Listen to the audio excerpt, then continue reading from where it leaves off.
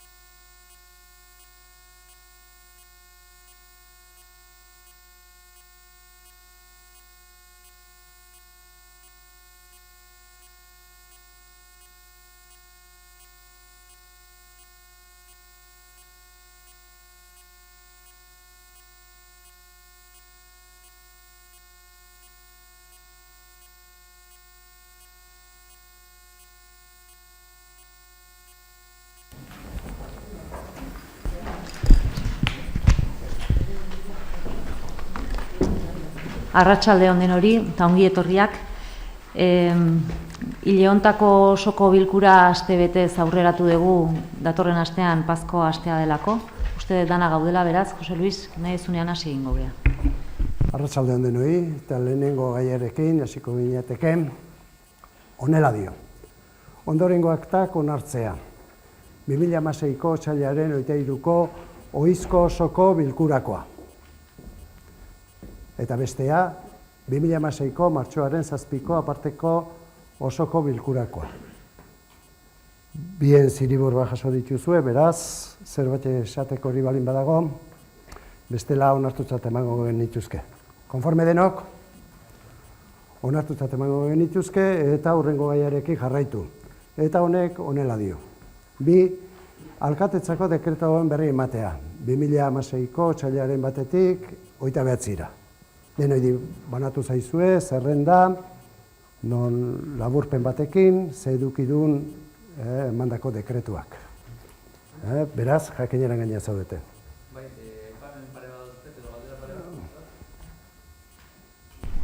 Bai, atxaldeon. Dekretu erlazio irakurtzen eginean, pare bat galdera sorta duzizkigu eta neko gentzuzke jakin bintzata berba zakinek izkiten zintzuk zian. Lehenengo da, 183. zenbakia daukena, idazkaritzatik emana, eta jartzen du pankarta jartzeko baimena ukatzen dala, o ukatua. Ez dakite pankarta da, zer pankarta da, zeinek, nun, horren inguruko argibideak neko gentzuzke. Bat ere, 184. Justu hurrengoa, hirigintzatik emandako bat, eta hala dio, aldatzea 2014-00-0 dekretuaren bidez emandako lizentzia. Hala, proiektutako aparkalekua Carrefour enpresaren jarduerari lotua geratzen da. Guk hemen bere garaian saiatu ginen eta hala lotzen saiatu behintzat, Carrefourrek inguruan zeuden orube horiek ez aparkaleku libre bilakatzen, hau da, tokiko merkataritzan sustapenean sinisten dugu, iruditzen zaigu aurreko planeamenduan ondorioz Carrefourri ateak iztea ezinezkoa zala juridikoki, baina bai ikusten genuen aukerak zeudela eta hala egitea eskatu genuen behintzat inguruko esparruetan aparkalekuak ez irekitzeko. Hau da, tokiko merkataritza sustatzea da Carrefourrek inguruan izango lituzken esparruetan aparkaleku libreak ez irekitzea. Zergatik? Jendea bestela kotxeakin arajun eta Carrefourren okupatuko durako, ez?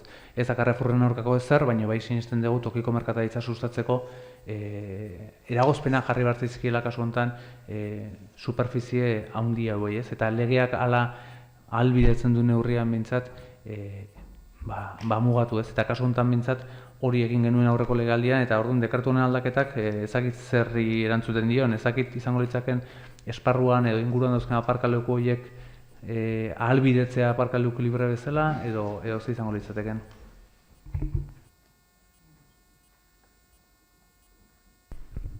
Bai, 183. dekretua pankarta jartzeko baimena ukatzea jartzen duen hori, gaizki ez banabil, memoriz ari naiz, uste dut eskatu zala pankarta bat jartzea kulturetxeko fatxadan, orduan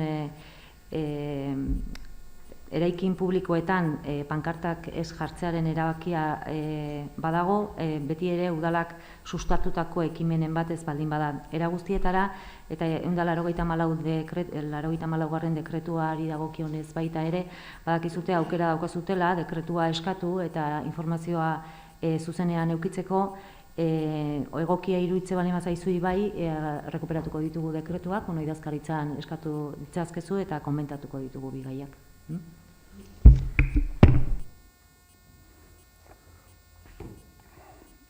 Beraz, jakineran gainean geratzen zerate, eta hurrengo gaiarekin jarraituta, hau 3. honela dio, zinegotzi kargu hartzea, Cristian Fernández Susin. Eta honi buruz, etorri zaigu, dakizuten bezala, aurreko plenoan, Asensiok utzizun karguari uko egin zion, eta nolabatxe eskatu genuen urrungoa izendatzea. Eta Junta Elektoralak bialdu digu kreentziala hau esaten duena. Don Carlos Granado Pérez, presidente de la Junta Electoral Central, les pido la presente credencial expresiva de que ha sido designado concejal del Ayuntamiento de Tolosa, Guipúzcoa, don Cristian Fernández Susín, por estar incluido en la lista de candidatos presentada por el Partido Socialista de Euskadi, Euskadiko Ezkerra, PSOE, a las elecciones locales del 24 de mayo del 2015, en sustitución por renuncia de don José Ignacio Asensio Bastarra. A efectos de su presentación en el Ayuntamiento de Tolosa, Guipúzcoa, expido la presente en Madrid a 29 de febrero de 2016. Eta honi buruz aurretik egin dira ja ondasunen eta jardueren aitorpena, bete ditu nolabatxe bere bete beharrak, eta oain izango litzateke zinegotzi kargu hartu baino lehenago zin egitea bere karguari. Orduan nik irakurriko diot beti erabiltzen dugun formula eta berak erantzungo du dagokiona, ez? Orduan, hau da formula erabiltzen duguna, zin egiten duzu edo hitzematen zure kontzientzia eta horregatik erregeari leial izan da Tolosako zinegotzi egin beharrak zintzo betetzea eta konstituzioa gorde eta gordearaztea, estatuaren legea den aldetik. Bai, zin egiten dut, sí, prometo. Beraz, besterik ez badago, jabetzan emango nioke zinegotzi kargua. Eta gainera, nolabatxe askribituko genuke Asensio zegoen zeetara, batzarretara. Hau da, berdintasun, hirigintza eta azpiegiturak, ingurumera, auzoak, obrak eta zerbitzuak, udaltzaingoa, mugikortasun eta segurtasuna, ekonomiaren sustapena, merkataritza, feriak eta turismoa, hizkuntza politika eta hezkuntza, gizarte politika, diru kontuen eta ogasunen batzordea, berezia, giza baliabideak eta udal antolaketa, herritarren harremanak, eta guztietan zegoen. Orduan, eta bestaldetik Juramendi egoitzan ere bazegoen hango zuzendaritzan. Gero bestaldetik, nolabatxe izendatuko zaitugu zean, Tolosa lotzenen. Baina hori azkenean, junta orokorrean. Beraz, ez bali badago kontrakorik, jabetza emango genioke, alde zaudete, altxa eskuak alde zaudetenok, beraz, bai. Orduan, jabetza eman inbiartzaio, orduan plenoak ematen dio jabetzak, nola ematen dio erabaki baten bitartez, ez? Aktoa erabaki izaten da. Orduan, beste zeharik ez balin badago, hurrengo gaiarekin jarraituko genuke. Bai, egon pixkat, Jose Luis, ez dakit Kristianek hitza hartu nahi duen. Bueno, bai, hitz batzuk esango ditut. Lehenik eta behin, eskerrik asko emandako ongietorregatik, eskerrik asko jendari gaur etortzeagatik, eta eskerrik asko de bai Jose Ignaziori urte hauetan egindako lanagatik. Eta, de bai erderatzen goiot pixkat. Solamente decir que voy a trabajar duro con la máxima determinación, el máximo esfuerzo y el máximo compromiso por y para Tolosa y los y las tolosarras. Muchas gracias, mila esker guztioi. Besterik ezean, jarraituko dugu. Bai, bakarrik azkeneko ohiko osoko bilkuran agurtu gunden Jose Ignacio Asensio, gaurkoan ongi etorria ematen diogu Cristian Fernandezi eta herriko kudeaketa publikoan lana hauetan gaur hastezea eta horretarako guztion lankidetza izango dezula adierazi. Hurrengo gaiarekin jarraituz, laugarrenak honela dio, udaltzaingoko bakante dauden 5 plaza betetzeko eskaera. Badakizute, udaltzainen kasuan posible izango genukela reposizioa 100% izatea. Beraz, proposatzen da 5 plaza betetzea, baina horretarako plenoak baimena eman behar du nolabatxe txostena kontuan izan da, kontuartzailearen txostena, egonkortasuna, aurrekontuen egonkortasuna nolabatxe ez dala joaten plaza hauek beteta, ez di joala kontra. Orduan, proposatzen dena da nolabatxe udal plenoaren baimena 5 plaza hauek ateratzeko. Eta batzordetik datorren proposamenak honela dio, xedapen zatia bakarrik irakurriko ditut, Lehenik, 5 agente plaza betetzeko udalbatzari baimena eskatzea, kontuen izan da, aurrekontuen egonkortasuna ez dela arriskuan jartzen, guztiak legeak ezarritakoaren baitan. Eta bigarrena, akordioen berri, giza baliabide sailari ematea. Hau da, proposatzen dana. Gero, onartze baldin bada hemen, aterako dira oinarriak eta prozesu guztia martxan jarriko da. Beraz, besterik ezean, proposamenaren alde daudenek, altxa dezatela eskuan, beraz, hau batez onartuko genuke. Hurrengo gaiak, 5. Giza baliabideetako administrariaren lanpostuaren balorazio aldaketa. Hemen badakizute 2 lanpostu daudela, eta biak funtzio berdinak nolabait antzekoa jarri zaizkie, eta baloraketa ere berdina proposatzen da jartzea. Orduan, bati aldatu egin behar zaio, eta hoi proposatzen da, ez? Baloraketa nolabait 17. Komplemento osagarria izatea, eta 575 puntu osagarri berariazko osagarrian. Orduan, hau da, proposamena etortzen dena, lehenik, giza baliabideetako administraria bat, lanpostuaren balorazio berria onartzea, xedapen zatian aipatu den ezaugarri berriekin. Bigarren, aldaketa hau lanpostu zerrendan isladatzea. Hau badakizute martxan dagoela, eta betetzen ari gera, datorren astean epaimaila osatuko da, eta ia hasiko gera nolabait betetzen, 2 plaza hauek. Beraz, proposamenaren alde daudenak, altxa dezatela eskua, osango duzu?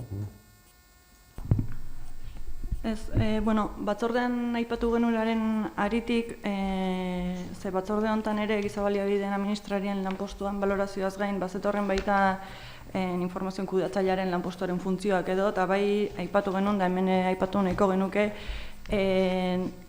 agian garaia badala, udala bere orokortasunetik aztertu eta behar dan bezalako, ez dut esango oin ez ala dalako, baina bestelako lanpostu baloraketa bat iteko osotasunean. Azkenen 2004 onartu zen, eta egia da zenbait postu baloratu gabe daudela, eta funtzioak ondo zehaztu gabe. Eta legeak hala utziko ez balu, aurreko lanpostu baloraketak bai tresna bat utzi zula, manuala, zeinak ja izendatzezun balorazio batzorde gisa personal batzordea. Orduan, ondo legoke guzti hauek tratatzeko halako protokoloi martxan jartzea, eta ez zuzenean funtzioak eman eta onartzea. Beste gabe. Beraz, proposamenaren alde daudenek, altxa dezatela eskuan, beraz, hau batez onartuko genuke. Eta hurrengo gaiarekin, 6. honela dio, Tolosako udaleko enplegatu publikoen lanbaldintzen akordioan hainbat neurri onartzea. Hemen, batzordetik proposatzen dena da, eta eudeletik etorritako proposamenaren baitan, naiz eta bere osotasunean ez da onartzen, eudelen oraingoz mintzat, eta batzordea proposatzen duna hau da. Tolosako udalak eta bere erakunde autonomo zein udal sozietateetan dauden enplegatu publikoen lanbaldintzen akordioan honako neurriak onartzea. 2012ko aparteko ordainsaria berreskuratzea. 2016an eta aurrekontuaren arabera, ahalik eta lasterren 2012ko aparteko ordainsariaren 91 egunei dagokien eta berreskuratu gabe dagoen gainerako kopurua 49,63 baliokidea ordaintzea. 2016ko estatu aurrekontu orokorrei buruzko 2015 legean zehaztutako aukera kontuan hartuta. Neurri hau aplikatu ahal izateko udal kreditu aldaketa bat egin beharko da. Eta bigarrena, 2016ko ekitaldian ordainsaria 100% gehitzea. 2016ko ekitaldirako sektore publikoaren zerbitzura dauden langileen ordainsariak 100% gehitzea. 2015ko abenduaren 31an indarrean daudenen aldean. Horrela, bi epealdietarako homogeneotasun lortuko litzateke langileen kopuruari eta antzinatasunari begira 2016ko estatuko aurrekontu orokorrei buruzko legean zehaztutako aukera kontuan hartuta. akorde hau edoli eta komiteari jakiniraztea. Bueno, aparteko ordainsaria nola batea aurreratua dago langile guztiei eta ordaindua dago. Oain hartzen den erabakia da erabaki kontablea. Hau da, nola bate kontuetan reflejatzeko ja ordaindu dela paga, baina nola bate langileek ia denak kobratu dute. Daude batzuk nola bate ja orduan ez zaudelako ordaindu zenean ez zaudelako lanean edo batek etzuelako uko egin ziolako bere momentun, ez zailena ordaindu, baina beste gainontzekoek denak ordainduta daukate. Eta da, hau erabaki kontablea, hau, bestea ez. Bestea, 1% igotzea, nola bate, hoi egikaratu egin behar da, hemendik aurrea. Beraz, proposatzen dena hau da hau.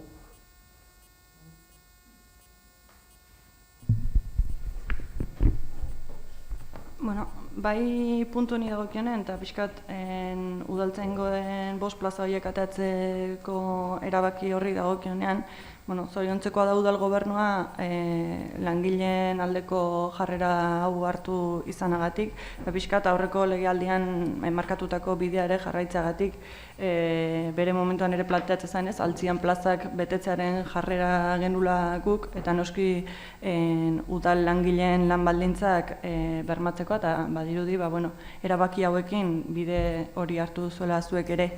Eta bide batez aprobetxatu nahiko nuke beste olako gaiak osoko bilkuretan hitzen diteunetan aipatuetan bezala, 2012ko uztailean komitearekin orduko udal gobernuak halako konpromiso dokumento bat sinatu zuen, Tolosako udaleko langileen lan baldintzak bermatzeko konpromisoa hartzezan, eta pixkat, egiten zoazten bide ontatik zijoan orduan zehaztezana.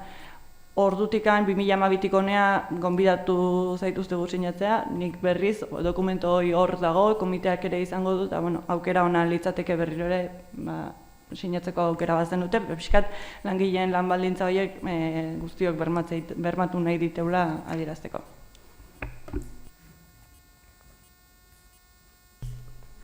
Era guztietara hori akordio politiko bat da, ez litzateke izango plenoko erabakiat, beraz, jarraituko dugu hizketan eta orain puntu honi dagokiona bozkatuko dugu.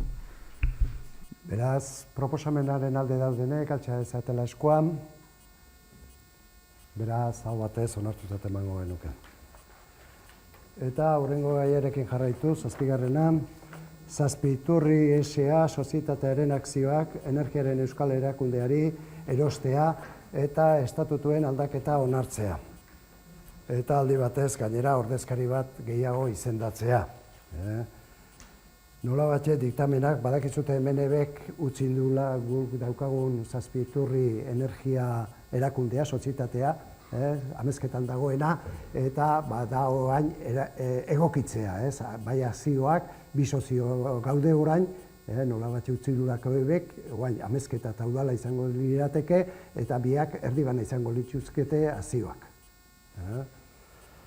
Orduan, proposatzen dena da, energiaren euskal erakundeen 34.385 akzio Tolosako udala eta amezketarako udalaren artean erostea amortizaziorako, 59.800 euroko balioarekin, balio teoriko kontablerekiko, erlazioan nominala gaurkotzetik ondorio dena, fundazio itunen arabera.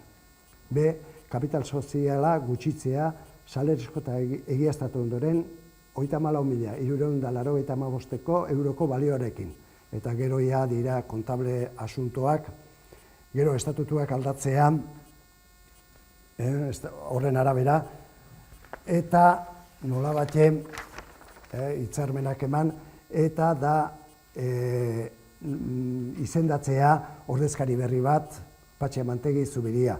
Orain arte zegoen bat bakarrik genuen eskubidea bezala, eta orain bi, eta Olatz zegoen leno, Olatz Peon Ordezabal, eta orain Patxi Amantegi Zubiria proposatzen da. Hau da, proposatzen den zea. Gero hau nola batxe, mendidi joan ordezkariak onartu beharko du, plenoak onartzen duna, hango junto orokorrean. Beraz, proposatzen dena. Bai, gure aldetikan hau aurreko ebek egia esan gu alkatzen ginela ere saiatu izan zian, bereiek behin amortizatuta daukatela bereien inbertsioa eta beraien lanak eta ja estabilizatuta dagoela zentrala ikusita bereiek saiatu izan zian juten eta bueno, gure garaian txoiteko pixka eskatu genien eta guain ikusten da baduazela ez. Halare hemen bi udalerriren banaketa izan da eta juntaren banaketa hau egon da, guk bai proposatuko genuke izendatzea, Patxien lekuan izendatzea udalean oposizioan gauden udaltalde nagusia eta Iñaki Irazabalbeitia proposatu nahiko genuke gu behintzat Zazpiturriko eserleku hontarako. Era testimoniala da, azken finean denak elkarrekin eta gestio hutsa dalako, baina bueno, importante zaigu baita badukago azkeneko 4 urtako jakintza, horre sistema guztiak amortizatu zian eta badaukagu zenbait esperientzia 4 urte hauek eman digutena eta horregatik guk Iñaki proposatuko genuke zukin batea olatz, Tolosain izenean Zazpiturreko kontseiluan egoteko.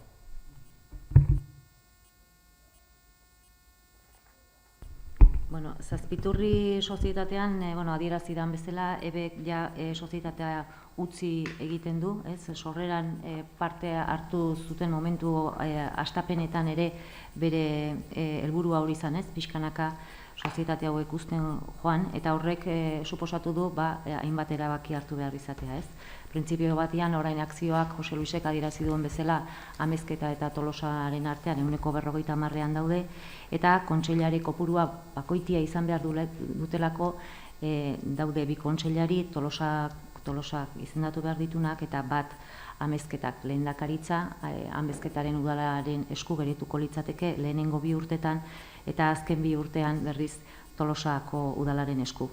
Horretaz aparte beste egin behar batzuk ere izan dira, ze udalerrien esku geratzen dira orain arte ebek eramaten zituen ursaltoaren eta bertako instalakuntzaren funtzionamentuaren jarraipena eta sortzen den energiaren merkatu salmentarekin zerikusia duten egin behar horiek, Hori horrela ikusirik, beste adibidez oinatin pixka bat gure kasu berdinean gertatzen direna, kanpo aholkularitza erabakitzea kontratatzen dute Tolosaren kasuan, Tolargi dugunez, bertako hainbat langilek eskarmentu handia dutelako erabaki da beraien esku jartzea lan horiek. Ebek hori begi honez ikusi du, baita ere Amezketako udalak beraz modu horretara egingo dugu. Ibaien proposamena ikusiaz, egokia da eta ondo iruditzen orain bazaizue, Jose Luis, Patxi Amantegin lekuan Iñaki Irazabalbeitia jarriko dugu. Orduan, proposamenaren alde daudenek, atxa ezatela eskuan, beraz, adostasunez onartuko genuke, egindako proposamena aldaketarekin. Eta, 8. gaian, honela dio, klausula administratibo partikularren plegua onartzea, ondorengo zerbitzua kontratatzeko. Tolosako parke, lorategi, berdegune eta kaleko zuhaitzen mantentzen lanak egiteko zerbitzua. Eta honi buruz diktamenak honela du, onartzea zerbitzu emateko, 488.000 euroko gastua baliatzea 2016 urteko aurrekontuaren kargura, onartzea Tolosako parke, lorategi, berdegune eta kaleko zuhaitzen mantentzen lanak egiteko zerbitzua kontratatzeko baldintza administratibo eta teknikoen agiria, eta 4. kontratatzeko prozedura irekitzea. Horretarako, lizitazio iragarkia argitaratuko da Gipuzkoako aldizkari ofizialean eta kontratatzaile perfilean. Hau da proposatzen dena, eta batzordean aztertu da, eta da datorren 4 urte gehi 2 urtetarako zerbitzua. Hor, batzorden aipatu nun da, ez da ondo jaso, ze, klaro, berriz ere ez dugu batzordeik izan akta onartzeko, Nik aipatzen nun, kontratatuaren bete beharretan gaineratzea mesedez sektoreko Gipuzkoako lan hitzarmena jartzea. Eta aktan jaso da subrogazio klausulan jartzeko. Subrogazio klausulan ja jarrita zeon nik bazpare aipatzarren. Kontratatuaren bete beharretan ere jar dadila sektoreko Gipuzkoako lan hitzarmena bete behar dula kontratatutako enpresak. Bai, bakarrik komentatzearren, plegu berri honetan, orain arte plegutik kanpo egiten ziren hainbat lan sartu direla barruan, ez? Auzo konpostagailuan mantentzeak, elosegi parkea eta baita etxe inguruko kimaketa bilketa horiek, ez? Eta horrela osatu dela plegu berria. Besterik ez.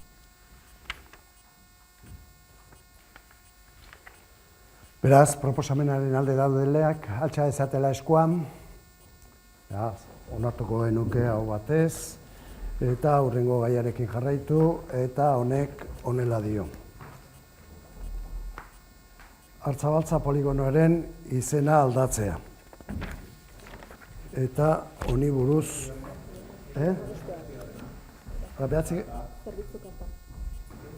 Bai, Tolosako udalaren zerbitzu karta onartzea.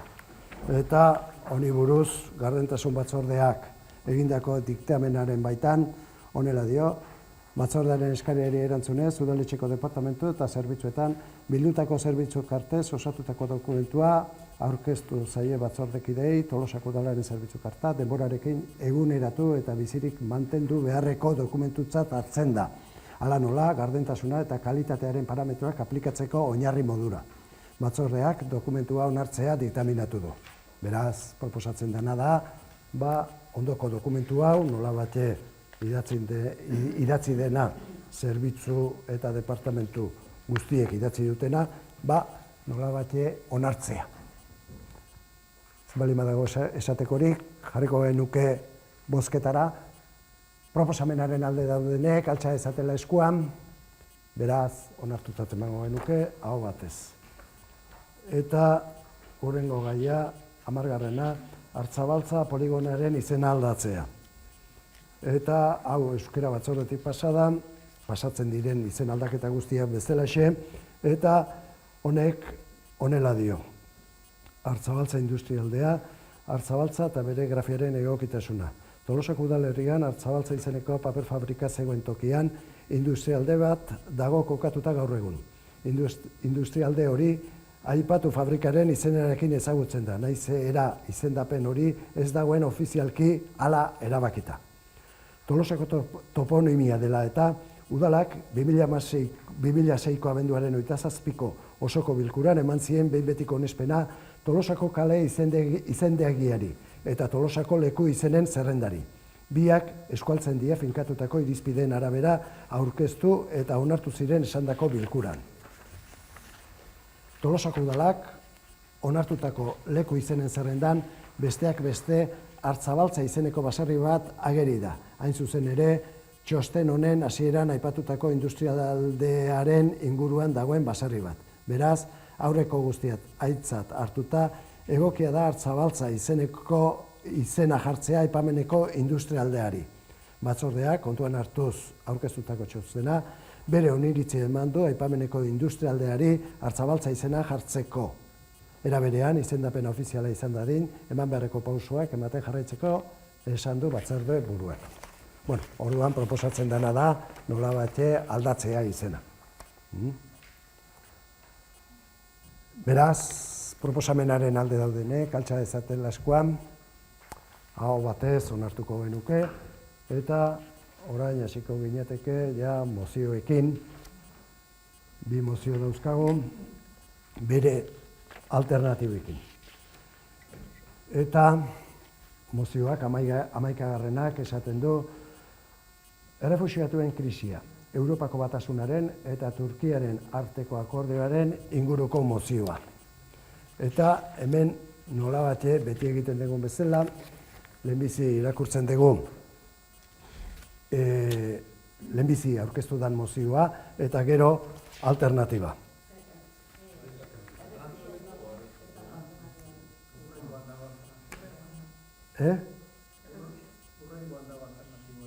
Hemen ez dago.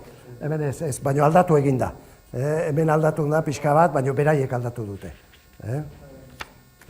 Nola bat kendu egin da aurrekoan esatezana, gobernuak uko egin dezaiola zeari. Ez, kontua da, mozio atzizela joan dan ostegun ostiraleko bilera baino lehen, orduan aurre akordioa zela, eta joan dan ostegun ostiralean akordio bihurtu zela, eta hain gauz aldatu zela, eta modifikatu da mozioa egoera berriari modifikatzeko hori esteik ez da.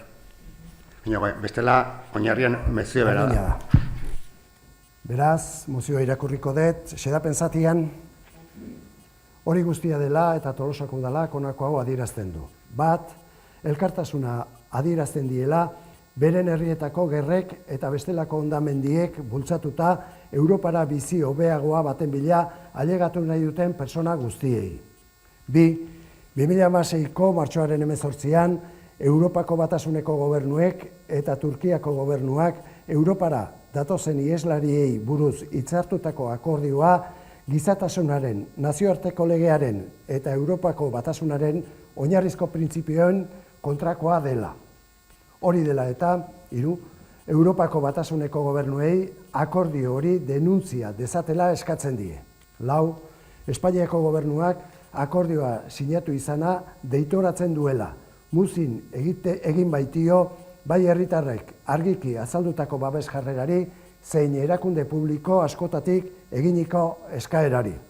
5, Tolosako udalak ez duela bere egiten aipatutako akordioa eta udalaren jarduera eremuari dagokionean ez duela aplikatuko. 6, Europako Batasunari eskatzea Siriatik eta beste hainbat tokietatik gerratik eskapoan datozen errefuxiatuak Europan hartu eta berkokatzeko programa eraginkorra eta anbiziozua abian jar dezala, estatuen eta gobernuen zekenkeriaren eta bidegabekeriaren gainetik. 7, Tolosako udalak berresten duela errefuxiatuen harrera herria izateko duen borondate irmoa eta horretarako beharrezkoa diren urratsak egingo dituela. 8, akordio honen berri ematea Eusko Jaurlaritzari, Espainiako gobernuari, Europako Batzordeko presidenteari, Europako Kontseiluko presidenteari eta Europako Parlamentuko presidenteari. Hau da, xedapen zatia eta proposatzen den mozioa onartzeko.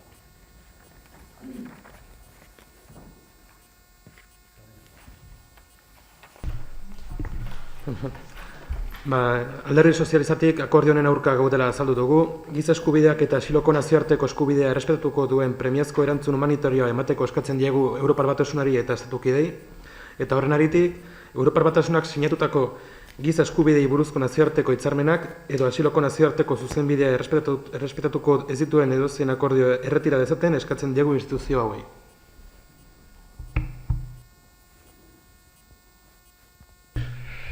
Arratsaldeon, egia esan bere burua defendatzen duen mozio baten aurrean gaudela uste dut, hain larria dan gertara, hain agirikoa da bidegabekeria Europako gobernuko buruek, estatu buruek hartu dutena Turkiarekin induten akordio horretan, horrekin beste beneikoa izan zitekela mozioaren bidezkotasuna, egokitasuna eta arrazoia defendatzeko. Kritika daiteke erabakia ikuspegi politiko batetik, Genevako konbentzioa ez duelako betetzen, beste aldea begiratzen duelako Turkiak ez ditula sinatu Genevako konbentziotako atal guztiak, Europako oinarrizko balioak eta Europa munduan defenditzen ohi dituen eta esportatu nahi ohi dituen balio horiek tik kanpo dagoela mozioa, asilo eskubide hori uko egiten zaiola, iruzur egiten zaiola, edo azpimarratu daiteke Europako estatu buruek izan daiteke ez dela gaiztoa, bidegabeak, kupidegabeak eta hori guztia tontoak ez diela, izan ere eman dioten forma juridikoa ebitatu egiten baitu eskrutinio demokratikoa. Ez da akordio normal bat, adierazpen bada. Eta adierazpen izanik Europako arkitektura legalean ez dago Europan beste inolako gorputzik hori kontra indizaiko. Ez Europako parlamentuak, Europako mailan, Europako parlamentek ezingo luke gelditu akordio hori, ez da estatutako parlamentuak edo estatutako gobernuak momentu honetan, ez da. Bez, aztiak badira gaiztakeria egin nahi dutenean. Ikuspegi humanitariotik ere kritikatu liteke, aipatu dieteke gezalezkoa ez dela, ez da. errukirik ez duela erakusten, aularen gainean gehi zanpaketa handia ekartzen duela, egin direke, telebistak ikusten dizkiguten irudi horietatik sortzen zaizkigun sentimentuetatik. Nik beste batetik heldu nahi diot. Hain zuzen elkartasunetik. Ze Europak urteetan zozer erakutsi behar du, Europako herritarrek zozer erakutsi behar dute elkartasuna izan da. Eta garbi da, Europako estatu buruiek ez dutela elkartasun hori erabili. Ez gaituztela ordezkatzen, ez direla gu, eta ez dutela egin guk egingo genukena, ez da. Elkartasuna izugarria, ez duzet Europan, adierazpenak, bai gizarte zibiletan bai hainbat erakunde politikoen gandik. Eta bereziki Euskal Herrian, eta hori nik aipatu nahiko nuke. Euskal Herriak historia luzea doka, beste errekiko elkartasunean, Osarakoa, Tolosan evidentea ba, Palestina, Kurdistan, beste batzuk. Eta akordionek piztu duena Euskal gizartean ikuste azpimarratzekoa dela. Bai gizarte zibila agertu da, akordioen kontra agertu da errefugiatuak hartzen alde, egin ditu ekimenak errefugiatuak babesteko, errefugiatuei laguntzea emateko, eta goratzearen batzuk, ara joan diran sukaldariak jakia prestatzea, jundian zuhiltzaileak, jundian zorrozleak, jundian makina bat jende. Eta hori importantea da, horrek erakusten dugulako elkartasuna, nola lotuta dagoen Euskal Herrian, eta nola ikusten ditugun pertsonaiek eskubidea dutela ona Europara etortzeko, gurekin konpartitzeko kontinente hau. Eta importantea da, erakundetatik ere, elkartasuna hori adierazziela, bai Iruñako udaletik eta beste udal batzutik hasiera batean, are bere burua izendatzen, edo bereziki eta azpimarratuko nuke ere, Eusko Jaurlaritza joan dena astean eginiko adierazpen ofizial hori, ezta.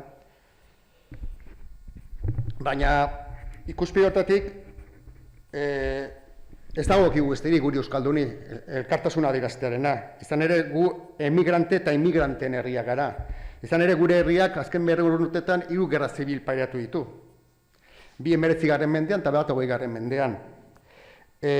Euskal Herritar askok ies atea bari izan zuten, biatu bari izan zuten, beste nun baiten, hartuko zituen jendea eta abegirasunez hartuko zituenak eta nola bizimodua edo ies hori errezagoengo zietenak.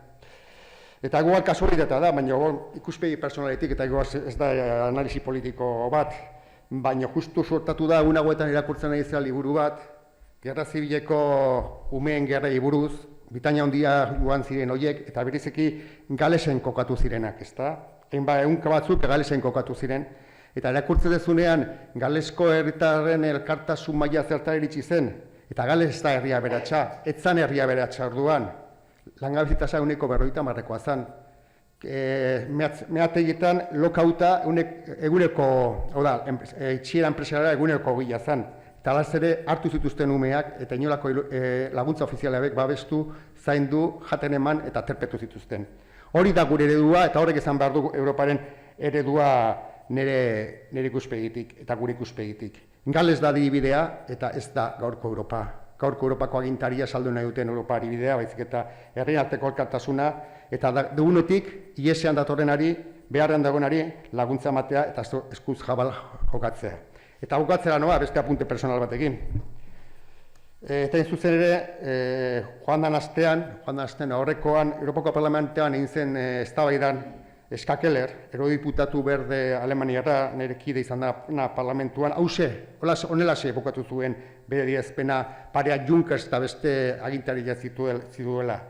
Gauetan lo egitea lortzen alduzue, nik kaldera bera egiten du. Gauetan lo egitea lortzen alduzue.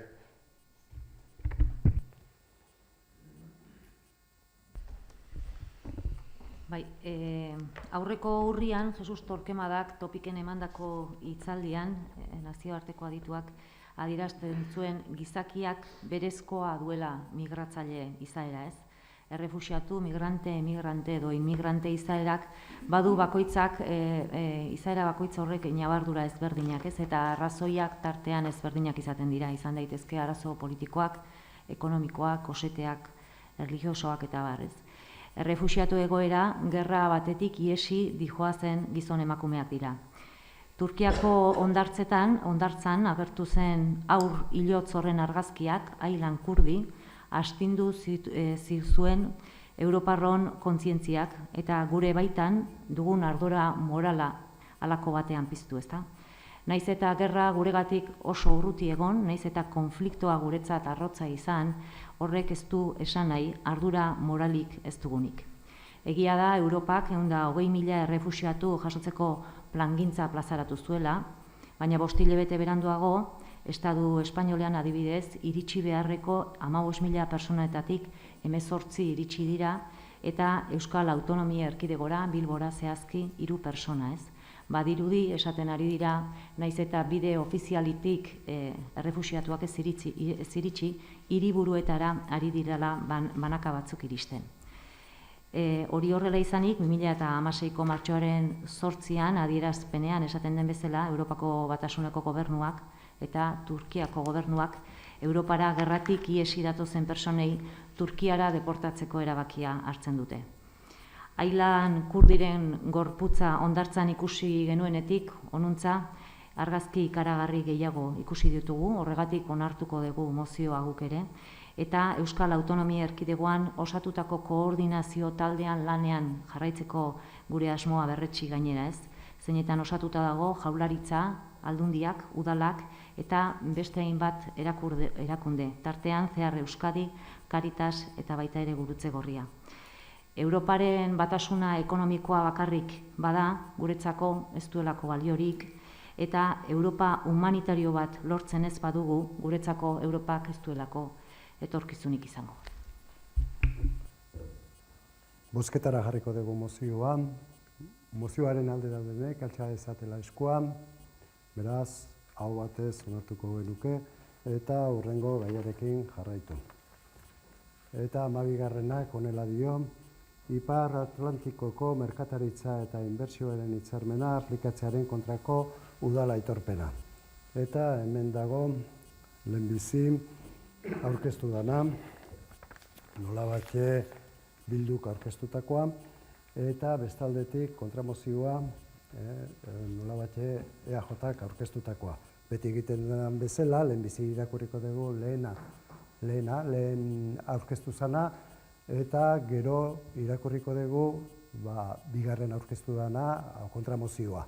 Eta gero jarriko dugu bozketara lehenbizi kontramozioa, eta ateratze baldin bada bestea bertan bera utziko litzateke. Beti horrelaxe egiten dugulako. Beraz, orain irakurriko dut lehenbizi Bilduk aurkeztutako mozioa, eta xedapen zatian honako hau esaten du. Bat, Tolosako udalerria, udalerri intsumisua eta tipen kontrakoa dela aitortzen dugu. Halaber, oinarrizko zerbitzu publikoak elkartasunerako eta gizarte birbanaketarako defendatzen dugu. Bi, Estatuko Gobernuaren herri administrazioen ministerioari eta Eusko Jaurlaritzari eskatzen diegu gizarterako onuragarria diren zerbitzuek izaera publikoa mantentzea helburua duten ekimen guztiei laguntzea. 3. Ekonomia ministerioari eskatzen diegu tipen negoziazioak bertan behera uzteko hurrengo helburuak lortzeko. Ez akordio honetan, ez beste akordio batean, ISDS bezalako mekanismorik ez egotea. Europa Batasunak eta osatzen duten estatuek erregulazio politika defendatzea, lan araudietan, kontsumitzaileen babesean eta ingurugiroaren babesean eskumenik gal ez dezaten. Hitzarmena alderdi ekonomikoetara ez mugatzea eta gizartearen eta ingurugiroaren helburuak ere garrantzitsuak izatea eta berdin lantzea. Negoziazioetako gardentasun faltari amaiera ematea, jende aurrean informazio guztia jartzea eta Europar Batasunean eta estatuetako parlamentuetan eztabaida publikoa zabaltzea. Bai zerbitzu publikoak, bai jabego intelektuala hitzarmenetik kanpo geratzea. 4. Eusko Legebiltzarrari zein Nafarroako parlamentuari eskatzen diegu tiparen gainean herritarrok erabaki ahal izateko kontsulta egin dezaten. Gure bizitzak zelan antolatu eta garatzeko dugun erabakitze eskubidea oinarri. Eta EAJak aurkeztutako kontramozioak honela dio. Tolosako udalak, Europako Komisioa, Europar Batasuna eta Amerikako Estatu Batuen arteko merkataritza eta inbertsiorako hitzarmen transatlantikoari buruzko tratatuaren negoziazio prozedura guztian beharrezko gardentasuna bermatzera premiatzen du. Uste du, hitzarmenari buruz indarrean dauden negoziazioek industriaren interesak eta lehiakortasuna eta Europako sektore ezberdin guztien interesak defendatu behar dituela, kontsumitzaileen, bere datuen, osasunaren eta segurtasunaren babes maila altua bermatuz, eta giza, lan, fiskal eta ingurugiro dupin deritzona ekidinez. Europar gizarte ongizate eredu deiturikoaren etorkizuneko jasangarritasuna babestuz.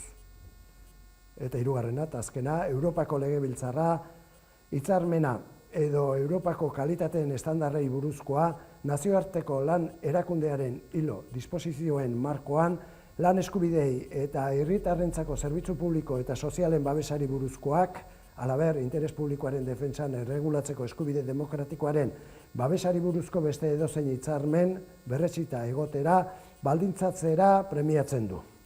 Hau da, nolabait EAJak aurkeztutako mozioa. Parte hartzeak.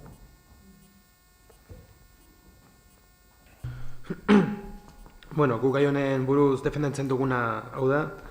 Lehenengo tratatuaren negoziazio prozedura guztian, gardentasun osoa egotea, Europar langileen lan eskubideen murrizketa ez egotea, eta zerbitzu publikoen murrizketa ez egotea, eta horregatik EAJko mozioaren alde bozkatuko dut, mozioarekiko afinitate gehiago daukagulako eta nire ustean egokiagoa delako. Bueno, arratsalde on. Bueno, finean bi mozio dira eta erabat kontrakoak dira. Guk argi daukagu eta tiparen aurka gaude. Tiparen aurka gaude, merkataritza askeko hitzarmen bat izaki, merkatuak eta merkatuei ateak irigitzen dizkielako, eta gure Europar Batasun honek merkatuei, kapitalei, finantzai ateak irigitzen dizkie, ateak irigitzen dizkie pertsonen eskubideak murrizteko, lan erreformak, lan baldintzak, eta bar, eta aldiz mugak izten dizkie pertsonei. Eta hau guantxe mugen inguruan eta Turkiakin Europar Batasunak hitzartu duen hitzarmenaren aurka agertu gea.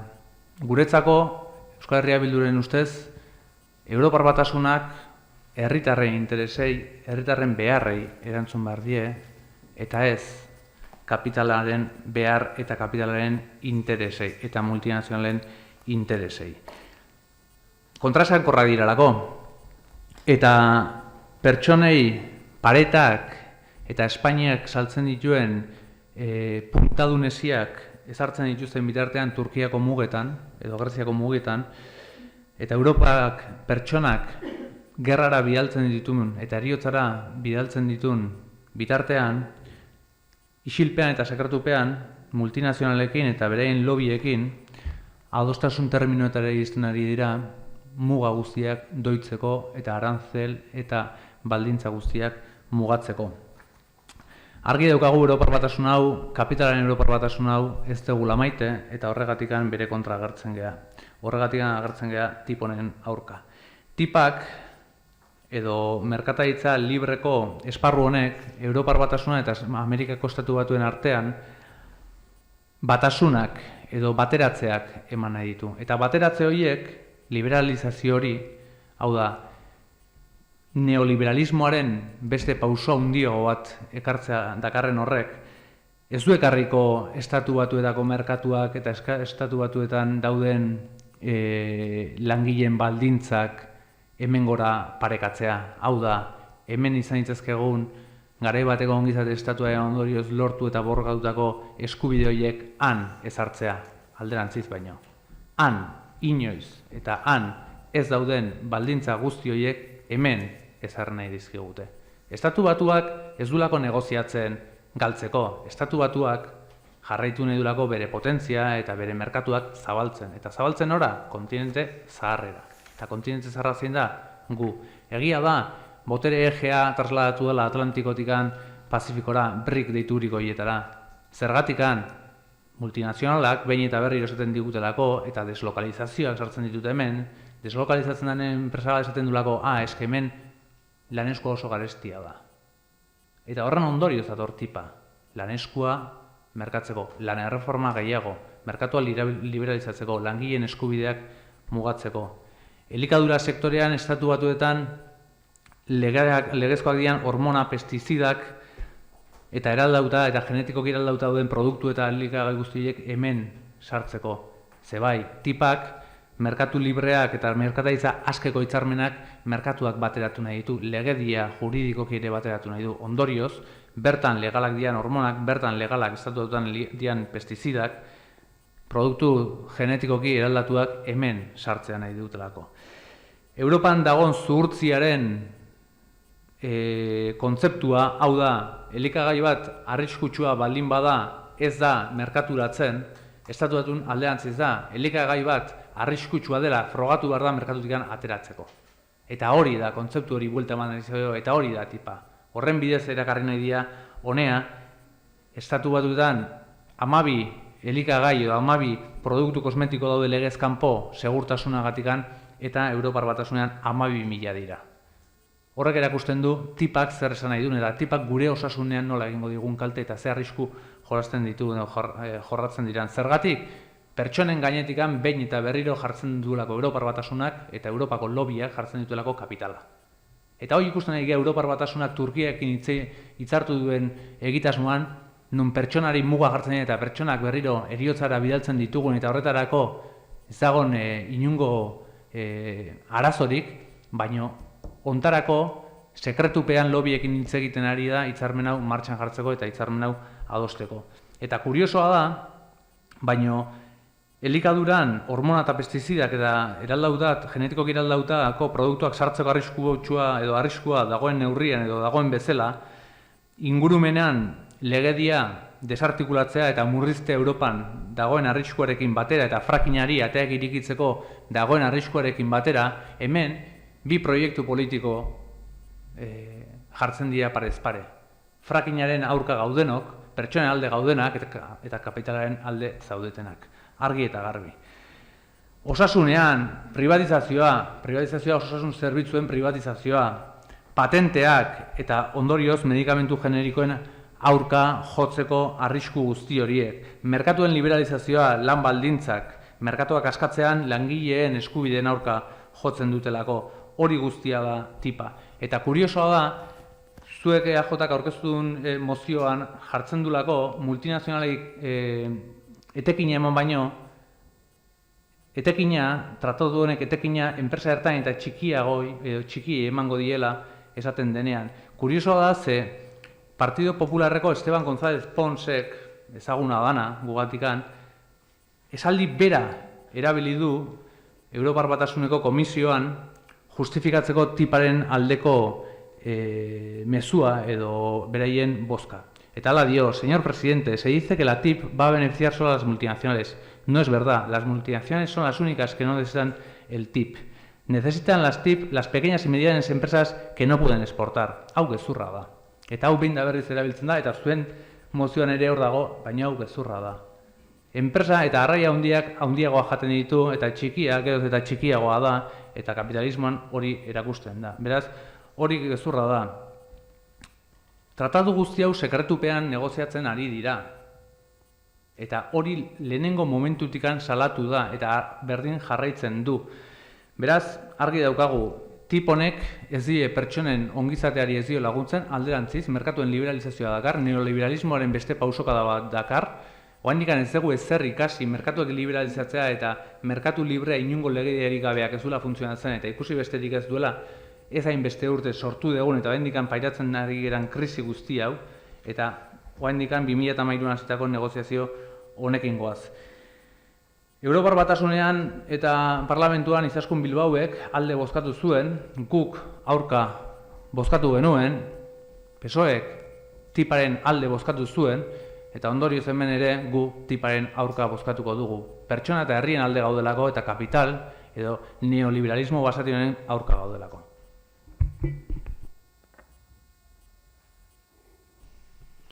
Gabon.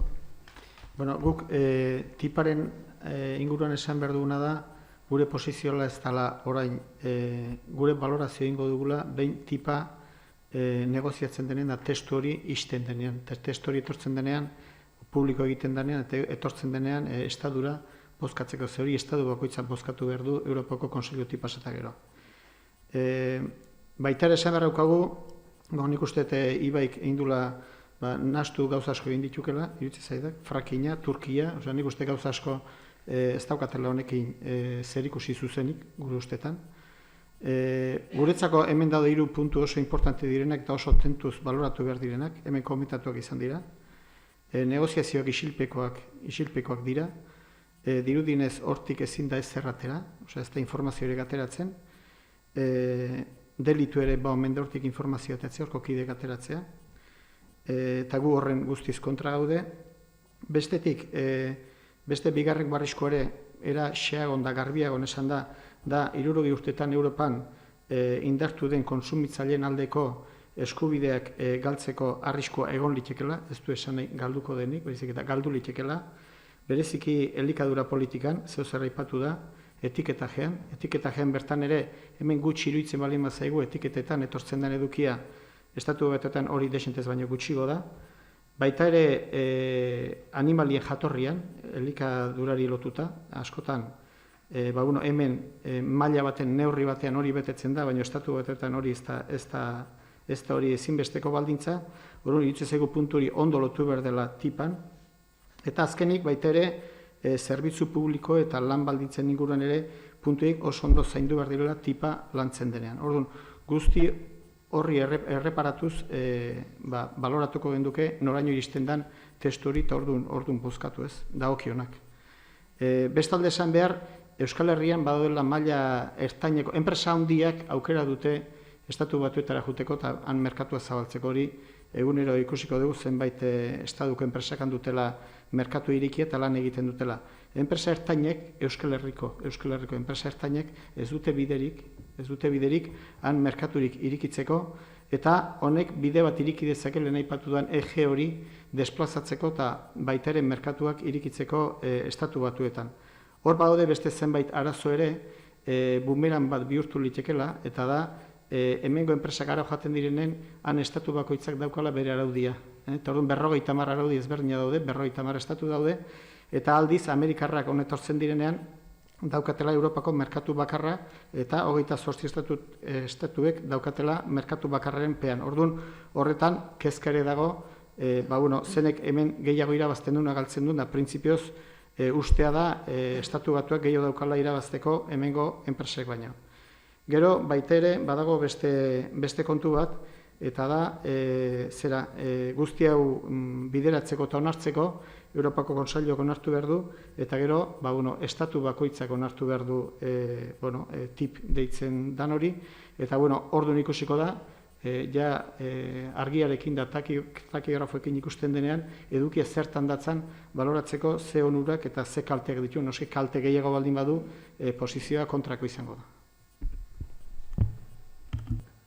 Beraz, jarriko genuke mozioa bozketara, alternatiba jarriko genuke, beti bezala, lehenbizi jartzen da, eta ateratzen baldin bada, bilduk aurkeztutakoa, bertan bere utziko litzateke. Beraz, mozio alternatibaren alde daudenek, altxa ezatela eskuan, kontra,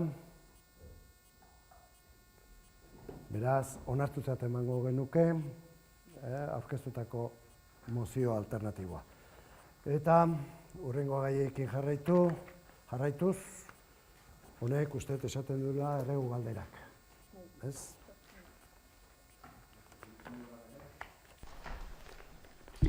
Bai, atxaldeon, garbitasunaren inguruan eta batez ere txakurkaken inguruan. Merkataritzako jende asko eskatu dugu kale zikina daudela, zerbaitin behar dela, eta auzotarrak bai, adibidez Larramendi auzon oso zikina daudela, txakurkakangatik, baita txakurkaka jasotzeien poste horiek egoera txarren daudela, askok poltsak eta bukatuta, tapaka askatuta, eta horren ordenantza jarraitu markoala. Bai, garbiketa ordenantzarekin fin jarraitzen ari gea, badira bi problema nagusi garbiketari dagokionez Tolosan, bat da bereziki zakurkakan inguruan eta pipikanak begiratuko ditugu eta errepasatuko dira, eta bestea da goxoki dendan inguruan sortzen diran zikinkeriak. Orduan, seguraski, kanpaina bat egin behar balima da eta horretan begiratzen ari da, orain Patxi lantzen ari da nola eta zer egin, bi puntu horietan jarri beharko da indarra.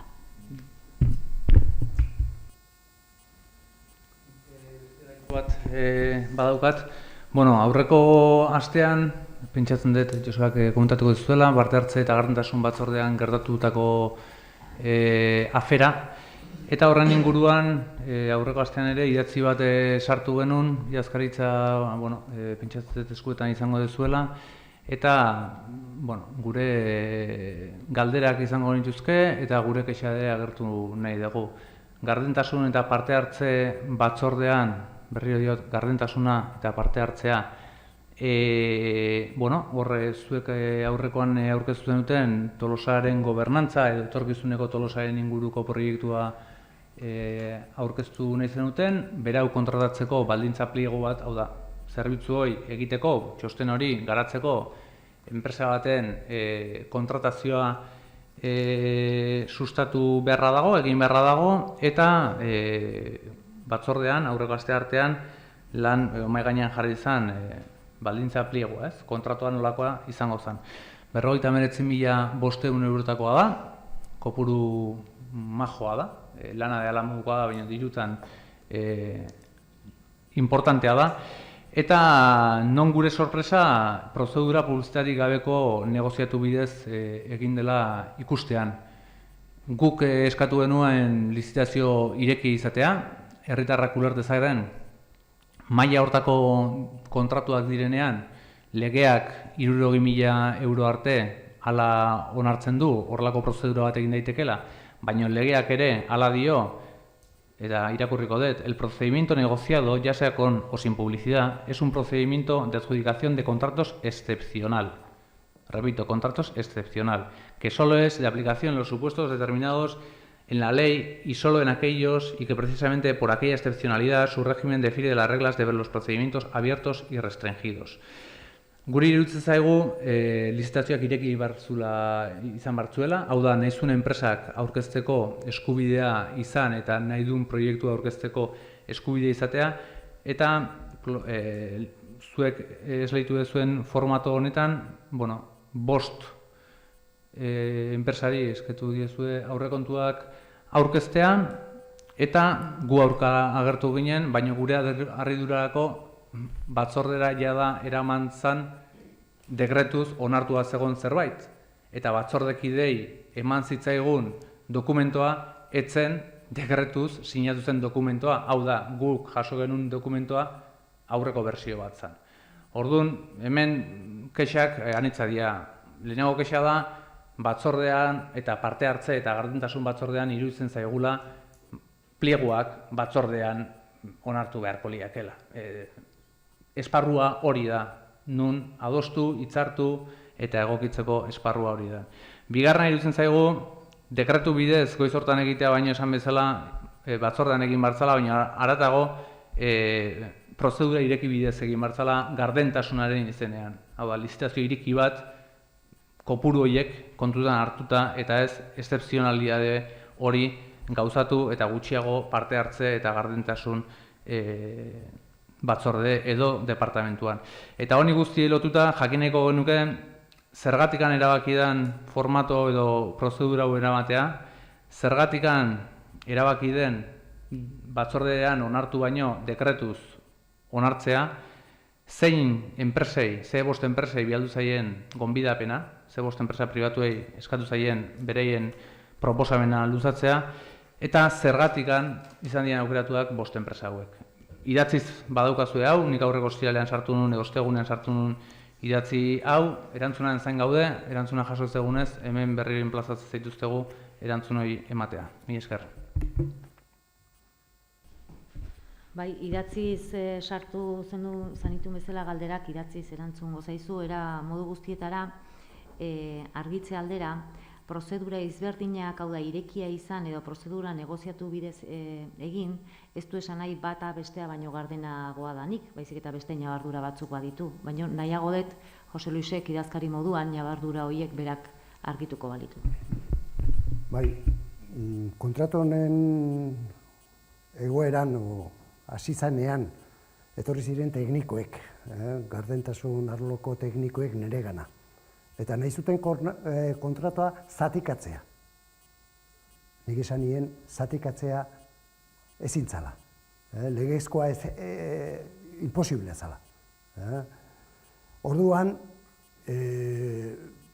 esan nien, beharrazoiak zauzkaten, presa zula, obezala eta horrelako gauzak, orduan, kopuruaren arabera eta arrazoituz, nik esan nien, posible zala, azkar egitea. Azkar egitea kontratazio hori. Nola batxe, kopuruaren gatik, 60.000 eurotik behera zegoelako, eta arrazoituz, justifikatuz prozedura, posible zala, horrelako presa eta gainontzekoa zala. Eta teknikoek agertu zuten, eta esan zuten, nire aurrean esan zuten, eta gero paperean jarri dute gainera, zergatik nola batxe prozeduroi aukeratze zuten. Eta berak, zean, txostenean, teknikoek esaten du, prozesu osoa eragileekin eta herritarrekin egin nahi denez, ezin da planteamendu itxi batekin egin. Malgua izan behar du. Zentzu horretan, enpresen proposamenak entzun nahi dira. Eta horien gainean lan egin azken proposamena baloratu arte. Beraz, horrek ematen du negoziatu prozedurak negoziatzeko irekiak ez du ematen. Eta teknikoek nahi zuten nola baten negoziatu enpresekin. Bestalde, gai hauetan eskarmentua duten 5 enpresei bidaliko zaie gonbidapena. Kopuru honekin konkurrentzia bermatzen da eta proposamen kalitatea ziurtatzen da. Dena den, honek ez du nahi esan 5 hauek bakarrik aurkez dezaketela bere proposamena. Beste edozeinek ere plegu baldintza balin badira eta epe barruan aurkezte balin badute, edozeinek aurkeztu dezake bere proposamena. Baina balin badakite esate bazaie edozeinek aurkeztu dezake.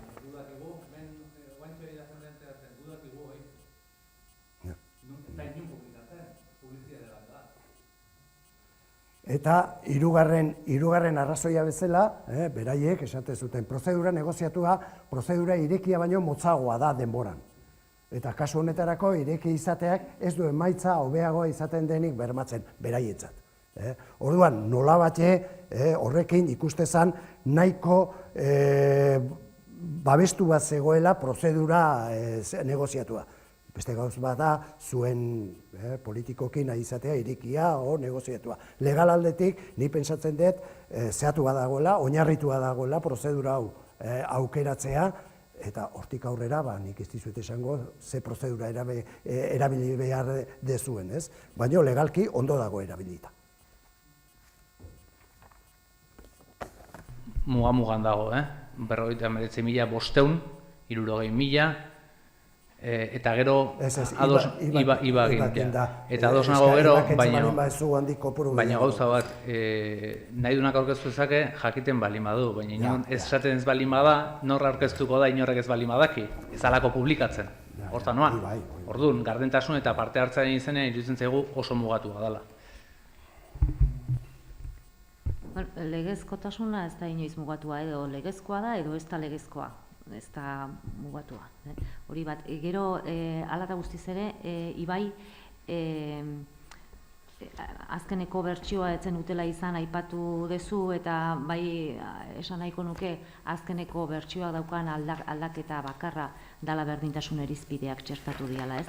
Hala eta guztiz ere pleguarekin inolako zalantzarik edo inolako zuzenketa egingo nahi bazenute, negoziatu da denean egin liteke. Orduan alde hortatik ez euki inolako eragozpenik era horretara egiteko. Eta egindako galdera guztiak, esan bezala, idatziz sartu dituzue, eta idatziz erantzungo dizue. Hala eskatzen dulako legeak erantzunak idatzi izatea, eta gero legeak edo ez legeak interpretagarriak dian, hemen ikusi dugu leno, eudelek egin duen diktamen juridikoa hemengo ikuspegitikan ezin da bete. Beraz, legeak legezko dira edo ez, baina legeak eta arauak interpretatu egiten dira, kontuz.